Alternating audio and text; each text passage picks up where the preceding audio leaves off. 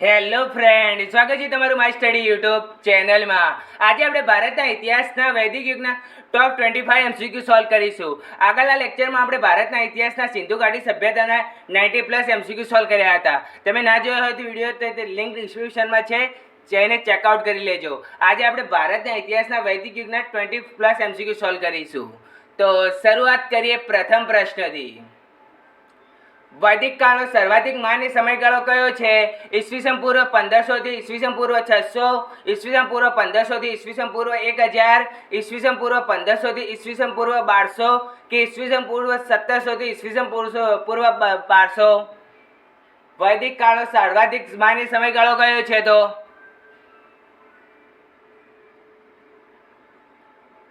તો સાચો જવાબ છે ઈસવીસન પૂર્વ 1500 થી ઈસવીસન પૂર્વ 600, જે વૈદિક કાળનો સર્વાધિક માન્ય સમયગાળો છે. વૈદિક કાળના રહેવાસી કોણ હતા? ગ્રામીણ, શહેરી, આદિવાસી કે એક પણ નહીં? વૈદિક કાળમાં રહેવાસી કોણ હતા? તો સાચો જવાબ છે ગ્રામીણ હતા વૈદિક કાળના રહેવાસી. જ્યારે સિંધુ ઘાટી સભ્યતાના રહેવાસી કોણ હતા? તો શહેરી હતા. જ્યારે વૈદિક કાળના રહેવાસી કોણ હતા? તો ગ્રામીણ હતા. વૈદિક સભ્યતા કેવી હતી? માતૃપ્રધાન, પિતૃપ્રધાન, ભાઈ પ્રધાન કે બહેન પ્રધાન? વૈદિક સભ્યતા કેવી હતી? તો સિંધુ સભ્યતા એ તો માતૃપ્રધાન હતી. જ્યારે વૈદિક સભ્યતા કેવી હતી? તો સાચો જવાબ છે પિતૃપ્રધાન હતી વૈદિક સભ્યતા, જ્યારે સિંધુ સભ્યતા એ માતૃપ્રધાન હતી. વૈદિક સભ્યતાની ભાષા કઈ હતી? હિન્દી, સંસ્કૃત, પાલી કે પ્રાકૃત? વૈદિક સભ્યતાની ભાષા કઈ હતી? તો સાચો જવાબ છે સંસ્કૃત ભાષા હતી વૈદિક સભ્યતાની. વૈદિક કાળમાં સાહિત્યના કેટલા વેદોમાં સમાવેશ થાય છે? 6 વેદોનો, 5 વેદોનો, 4 વેદોનો કે 3 વેદોનો? વૈદિક કાળમાં સાહિત્યમાં કેટલા વેદોનો સમાવેશ થાય છે? તો સાચો જવાબ છે 4 વેદોનો સમાવેશ થાય છે. ને કયા કયા છે? તો ઋગ્વેદ, સામવેદ, યજુર્વેદ અને અથર્વવેદનો સમાવેશ થાય છે વૈદિક કાળના સાહિત્યમાં. જે સમયે ઋગ્વેદની રચના થઈ હતી તે સમયે શું કહેવામાં આવે છે? ઋગ્વૈદિક કાળ, અનુવૈદિક અથવા ઉત્તર વૈદિક કાળ, બ્રાહ્મણ કાળ કે દક્ષિણ વૈદિક કાળ? જે સમયે ઋગ્વેદની રચના થઈ હતી તે સમયને શું કહેવામાં આવે છે? તો સાચો જવાબ છે ઋગ્વૈદિક કાળ કહેવામાં આવે છે. જે સમયે ઋગ્વેદની રચના થઈ હતી તે સમયને ઋગ્વૈદિક કાળ કહેવામાં આવે છે. ઋગ્વૈદિક કાળનો સર્વાધિક સામાન્ય સમયગાળો કયો છે? ઈસવીસન પૂર્વ 1500 થી ઈસવીસન પૂર્વ 600, ઈસવીસન પૂર્વ 1500 થી ઈસવીસન પૂર્વ 1000, ઈસવીસન પૂર્વ 1500 થી ઈસવીસન પૂર્વ 1200 કે ઈસવીસન પૂર્વ 1700 થી ઈસવીસન પૂર્વ 1200? ઋગ્વૈદિક કાળનો સર્વાધિક માન્ય સમયગાળો કયો છે? તો સાચો જવાબ છે ઈસવીસન પૂર્વ 1500 થી ઈસવીસન પૂર્વ 1000, જે ઋગ્વૈદિક કાળનો સર્વાધિક સમયગાળો છે. જે સમયે સામવેદ, યજુર્વેદ અને અથર્વવેદની રચના થઈ હતી તે સમયને શું કહેવામાં આવે છે? ઋગ્વૈદિક કાળ, અનુવૈદિક અથવા ઉત્તર વૈદિક કાળ, બ્રાહ્મણ કાળ કે દક્ષિણ વૈદિક કાળ? જે સમયે સામવેદ, યજુર્વેદ અને અથર્વવેદની રચના થઈ હતી તે સમયને શું કહેવામાં આવે છે? તો સાચો જવાબ છે અનુવૈદિક અથવા ઉત્તર વૈદિક કાળ કહેવામાં આવે છે. જે સમયે સામવેદ, યજુર્વેદ અને અથર્વવેદની રચના થઈ હતી તે સમયને. અને જે સમયે ઋગ્વેદની રચના થઈ હતી તેને કયા નામે ઓળખવામાં આવે છે? તો ઋગ્વૈદિક કાળ કહેવામાં આવે છે. અનુવૈદિક કાળ અને ઉત્તર વૈદિક કાળનો સર્વાધિક માન્ય સમયગાળો કયો છે? ઈસવીસન પૂર્વ 1500 થી ઈસવીસન પૂર્વ 600, ઈસવીસન પૂર્વ 1500 થી ઈસવીસન પૂર્વ 1000, ઈસવીસન પૂર્વ 1500 થી ઈસવીસન પૂર્વ 1200 કે ઈસવીસન પૂર્વ 1700 થી ઈસવીસન પૂર્વ 1200? અનુવૈદિક કાળનો અનુવૈદિક અથવા ઉત્તર વૈદિક કાળનો સર્વાધિક માન્ય સમયગાળો કયો છે? તો સાચો જવાબ છે ઈસવીસન પૂર્વ 1500 થી ઈસવીસન પૂર્વ 600, જે અનુવૈદિક અથવા ઉત્તર વૈદિક કાળનો સર્વાધિક માન્ય સમયગાળો છે. જ્યારે ઋગ્વૈદિક કાળનો સર્વાધિક માન્ય કાળ સમય કયો છે? તો ઈસવીસન પૂર્વ 1500 થી ઈસવીસન પૂર્વ 1000.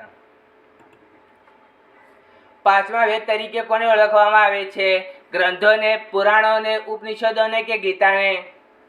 પાંચમા વેદ તરીકે કોને ઓળખવામાં આવે છે? તો સાચો જવાબ છે પુરાણોને, જેને પાંચમા વેદ તરીકે ઓળખવામાં આવે છે. નીચેનામાંથી કયો સૌથી જૂનો વેદ છે? ઋગ્વેદ, સામવેદ, યજુર્વેદ કે અથર્વવેદ? નીચેનામાંથી કયો સૌથી જૂનો વેદ છે? તો સાચો જવાબ છે ઋગ્વેદ, જે સૌથી જૂનો વેદ છે. હવે આપણે ઋગ્વેદ વિશે જાણી લઈએ. તો તેમાં 10 મંડળોનો સમાવેશ છે. આર્યની તમામ પ્રકારની માહિતી આપવામાં આવી છે ઋગ્વેદમાં. તેમાં મંત્રો 1028 મંત્રો છે. ઋચાઓ 10,462 ઋચાઓ છે. ઋચાઓ એટલે પ્રાર્થનાઓ થાય છે. સૌથી વધુ ઉલ્લેખ કયા દેવતાનો છે? તો ઇન્દ્રનો ઉલ્લેખ છે. 2 થી 7મા મંડળની રચના પહેલાથી થઈ હતી, અને 1, 8 અને 9 અને 10 આ મંડળની રચના પાછળથી જોડવામાં આવ્યા હતા. ત્રીજા મંડળમાં ગાયત્રી મંત્રનો સમાવેશ થયેલો છે. 9મા મંડળમાં સોમ દેવતાનો ઉલ્લેખ છે, અને 10મા મંડળમાં પુરુષ સૂક્તનો ઉલ્લેખ છે.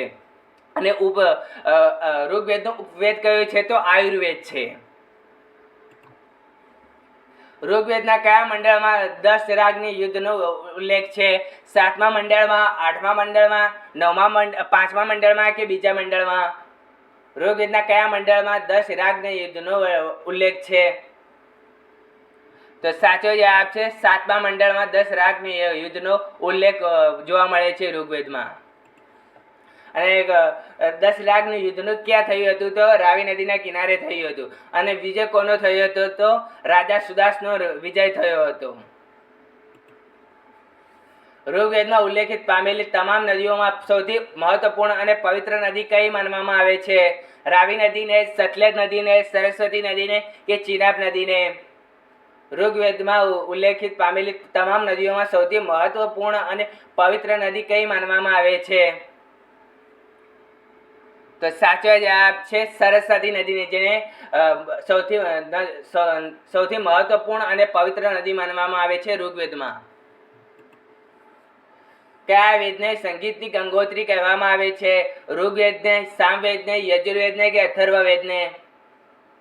કયા વેદને સંગીતની ગંગોત્રી કહેવામાં આવે છે? તો સાચો જવાબ છે સામવેદને, જેને સંગીતની ગંગોત્રી કહેવામાં આવે છે.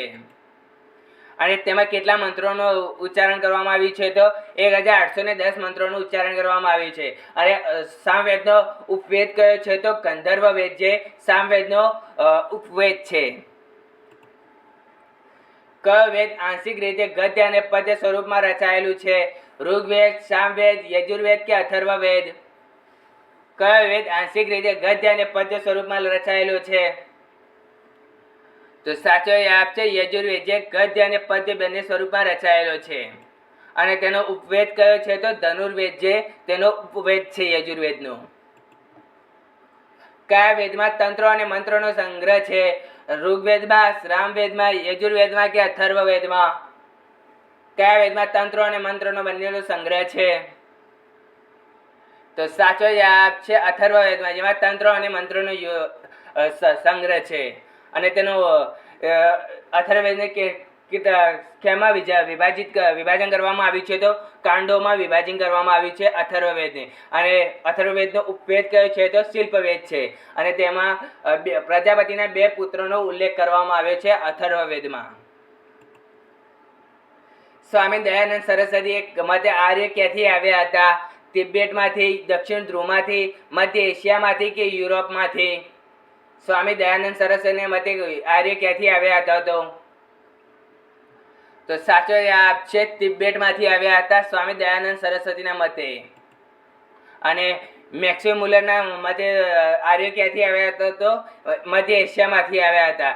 વિલિયમ જોન્સના મતેથી આર્ય ક્યાંથી આવ્યા હતા? તો યુરોપમાંથી આવ્યા હતા. અને લોકમાન્ય તિલકના મતે આર્ય ક્યાંથી આવ્યા હતા? તો ઉત્તર ધ્રુવ એટલે કે આર્કટિકમાંથી આવ્યા હતા આર્યો. ઋગ્વૈદિક કાળમાં કઈ નદીને વિતસ્તા તરીકે ઓળખવામાં આવતી હતી? ઝેલમ નદીને, સતલજ નદીને, ચિનાબ નદીને કે વ્યાસ નદીને? ઋગ્વૈદિક કાળમાં કઈ નદીને વિતસ્તા તરીકે ઓળખવામાં આવતી હતી?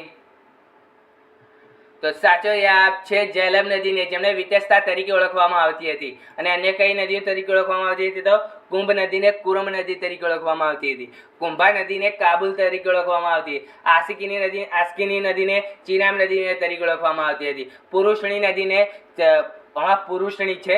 પુરુષણી નદીને રાવી નદી તરીકે ઓળખવામાં આવતી હતી. શતુદ્રી નદીને સતલેજ નદી તરીકે ઓળખવામાં આવતી હતી. વિપાક્ષા નદી તરીકે વ્યાસને ઓળખવામાં આવતી હતી. સદાનિધા નદી તરીકે ગંડક નદીને ઓળખવામાં આવતી હતી. દ્રષ્ટતતી નદીને ગગન નદી તરીકે ઓળખવામાં આવતી હતી. ગોમતી નદીને ગોમલ તરીકે અને સુવસ્ત્ર નદીને સ્વાત તરીકે ઓળખવામાં આવતી હતી. આર્યો અફઘાનિસ્તાનની કઈ નદીથી પરિચિત હતા? હારી, હેલ્મંડ, ચિનાબ કે કુંભા? આર્યો અફઘાનિસ્તાનની કઈ નદીથી પરિચિત હતા? તો સાચો જવાબ છે કુંભા તરીકે થી પરિચિત હતા આર્યો. આર્યની સંસ્કૃતિમાં સૌથી વધુ વખત કયા પ્રાણીનો ઉલ્લેખ થયો છે? હાથીનો, ઘોડાનો, ગાયનો કે કૂતરાનો? આર્યની સંસ્કૃતિમાં સૌથી વધુ વખત કયા પ્રાણીનો ઉલ્લેખ થયો છે? તો સાચો જવાબ છે ઘોડાનો ઉલ્લેખ થયો છે આર્યની સંસ્કૃતિમાં સૌથી વધુ વખત. અને સૌથી વધુ કયા દેવતાનો ઉલ્લેખ થયો છે? તો ઇન્દ્રનો ઉલ્લેખ થયો છે. ઋગ્વેદિક કાળમાં કયા દેવતાને પુરંદર તરીકે ઉલ્લેખ કરવામાં આવ્યો છે? ઇન્દ્રનો, અગ્નિનો, વિષ્ણુનો કે વરુણનો? ઋગ્વેદિક કાળમાં કયા દેવતાને પુરંદર તરીકે ઉલ્લેખ કરવામાં આવ્યો છે? તો સાચો જવાબ છે ઇન્દ્રને, જેને પુરંદર તરીકે ઓળખવામાં આવે છે, જેને આપણે વરસાદના દેવતા અથવા યુદ્ધના દેવતા તરીકે ઓળખવામાં આવ્યા છે ઋગ્વેદમાં. આર્યને મુખ્યત્વે કેટલા કબીલા હતા? 8, 7, 5 કે 6? આર્યના મુખ્યત્વે કેટલા કબીલા હતા? તો સાચો જવાબ છે 5 કબીલા હતા આર્યોના. આર્યની રાજકીય સંસ્થાઓ કઈ હતી? સભા, સમિતિ, વિદર્ભ કે આપેલા તમામ? આર્યોની રાજકીય સંસ્થાઓ કઈ હતી? તો સાચો જવાબ છે આપેલા તમામ, એટલે કે સભા, સમિતિ અને વિદર્ભ, આ ત્રણેય આર્યની રાજકીય સંસ્થાઓ હતી.